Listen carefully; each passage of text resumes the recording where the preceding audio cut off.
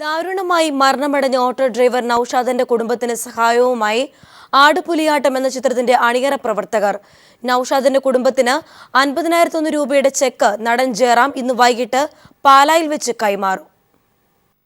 കോഴിക്കോട് ഓട വൃത്തിയാക്കുന്നതിനിടെ അപകടത്തിൽപ്പെട്ട ഇതര സംസ്ഥാന തൊഴിലാളികളെ രക്ഷിക്കുന്നതിനിടെ മരണമടഞ്ഞ നൌഷാദിന്റെ കുടുംബത്തിന് സഹായഹസ്തവുമായാണ് ആടുപുലിയാട്ടം എന്ന ചിത്രത്തിന്റെ അണിയറ പ്രവർത്തകർ എത്തുന്നത്.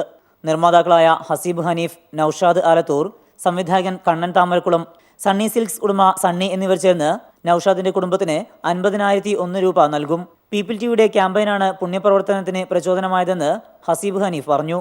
ഞങ്ങളുടെ സിനിമയുടെ ഷൂട്ടിംഗ് തൊടുപുഴ നടന്നുകൊണ്ടിരിക്കുകയാണ്.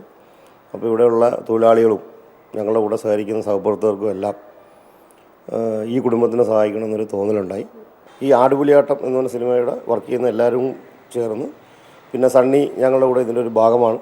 അപ്പോൾ സണ്ണിയും ഞങ്ങളെല്ലാം കൂടെ എടുത്തൊരു തീരുമാനമാണിത്.